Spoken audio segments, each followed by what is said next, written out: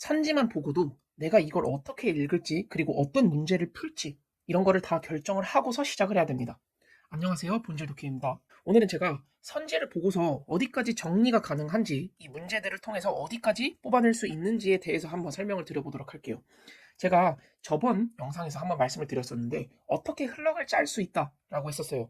뭐 이 글이 시계열적으로 흘러갈지 그 안에서 세 가지 입장 정도가 나오고 그리고 각 입장마다 여러 사람이 등장한다. 이런 거를 뽑아낼 수 있다라고는 말씀을 드렸습니다. 제가 항상 선지를 먼저 보라고 말은 하는데요. 사실 선지를 보고서 이렇게까지 모든 걸 뽑아낼 수 있는 문제는 많지는 않습니다. 근데 어느 정도의 강약 조절은 무조건 가능해요. 그거에 대해서 말씀을 드릴게요. 일단 언어이해 같은 경우에 한 지문당 3문제가 있어요. 그럼 여러분들도 어떤 특징들을 알겠지만 각 문제마다 고유한 특성이 있습니다. 1번 문제 같은 경우에는요. 이런 느낌으로 내용 일치 문제가 나와요. 사실상 이런 문제에서 어떤 걸 알기가 어려워요. 키워드 정도만 뽑아낼 수 있습니다.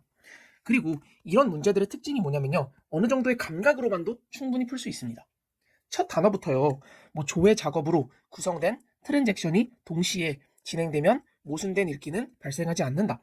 이렇게 첫 단어부터 끝까지 꼼꼼히 읽지 않고도요. 어떤 키워드와 그리고 감각만으로 이것이 동그라미인지 X인지 세모인지 이런 것만으로도 풀 수 있습니다. 이렇게 해서 5개의 선지를 모두 읽었는데 혹시나 2개 중에 고민이 된다면 그때 가서 꼼꼼히 읽어도 충분합니다. 이렇게 읽어야지만 시간을 더 단축할 수 있겠죠. 그리고 2번 문제 같은 경우에는요. 지금 여기 나와 있는 예시처럼요. 기억에 대한 추론 이런 문제나 혹은 기억과 니은을 비교한 것에 대한 문제가 나옵니다. 이것도 여러분들이 아실 거예요. 이런 문제의 특징은 뭐냐면요. 감각으로 풀기가 정말로 어려워요. 제대로 이해해야 합니다. 만약 이 감각이 엄청나게 약하고 이해도 되지 않았다면 그냥 패스하는 게 나아요. 저는 사실 1번부터 3번 세 문제 중 두 번째 문제가 가장 어렵다고 생각을 합니다. 그렇기 때문에 사실상 강약 조절이 가능해요. 이 문제를 버리는 것만으로도 이 지문에서 힘을 덜 들이고도 2문제 정도만 맞추는 걸 목표로 하고 넘어갈 수도 있어서 큰 틀에서도 강약 조절이 가능하고 두 번째 강약 조절로는 기억에 대한 추론으로 나왔기 때문에 기억이 나와 있는 파트를 찾아서 그 기억이 나와 있는 파트에서만 강하게 읽고 나머지 앞쪽 혹은 뒤쪽에서는 약하게 읽음으로써 지문 내에서도 어느 정도의 강약 조절이 가능하겠죠. 그리고 마지막 3번째 문제는요. 항상 보기 문제예요. 근데 여기서도 좀 어떤 느낌이 있냐면요. 윗글의 내용을 바탕으로 보기를 이해하는 이런 기본적인 문제가 있고요. 보기를 바탕으로 윗글을 이해하는 그런 문제도 있습니다. 이 두 문제는요. 생각보다 엄청나게 달라요. 제가 해봤을 때는요. 윗글의 내용을 바탕으로 보기를 이해하는 문제의 경우에는요. 아까 제가 1번 문제를 풀 때처럼 감각으로 풀어도 충분합니다. 보기를 그렇게 꼼꼼히 읽지 않아도 어느 정도로 풀 수 있었어요. 하지만 보기를 바탕으로 윗글을 분석한 그런 문제를 푸는 경우에는 보기를 엄청나게 꼼꼼히 읽어야 했고 감각 가지고는 절대 풀 수가 없었습니다. 이건 뭐 저만의 행동 강령이에요. 여러분들도 어떻게 풀지 여러분들만의 행동 강령을 찾길 바랍니다. 그리고 두 번째 특징으로는요.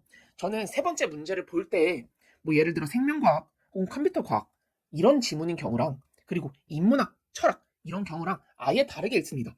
이런 생물학이나 컴퓨터 과학처럼 적용해야 하는 공식형 문제의 경우에는요. 저는 버리는 경우가 많습니다. 이런 경우에는요. 이 지문에 있는 내용을요. 아까 말한 감각으로만 가져갈 수 없고 완벽하게 이해해야지만 풀 수 있어요. 완벽히 나만의 공식으로 쉽게 바꾸어야지만 풀 수 있거든요. 그러다 보니까 내가 긴장해서 시간이 쫓겨서 그걸 하지 못했을 경우 풀지 못할 가능성이 높습니다. 그래서 저는 이런 지문이 나왔을 때는 1번, 2번을 무조건 풀고 3번을 버려야겠다라는 식으로 결정을 하는 것이죠. 하지만 인문학 철학의 경우에는요. 그냥 감각만 가지고도 아까 제가 말한 것처럼 보기를 바탕으로 윗글을 분석한 그런 문제만 아니라면 보기를 가볍게 읽고도 문제를 어느 정도 풀 수 있습니다. 이런 식으로 여러분들만의 행동 강령을 꼭 만드셨으면 좋겠어요. 그래서 오늘은 이 세 가지 문제가 어떤 특징을 갖고 있는지에 대해서 말씀을 드려봤는데요. 이것과 관련해서 여러분들이 궁금한 점 있으시면 꼭 댓글로 달아주시길 바랍니다. 그리고 다음 주에 올해 상반기 마지막 실전 체험반이 열릴 예정이라서요. 그것에도 많은 관심 부탁드립니다. 다음 시간에는 이제 선지 분석까지 끝났으니까 첫 문장, 첫 문단을 어떻게 읽는지에 대해서 한번 다뤄보도록 하겠습니다. 감사합니다.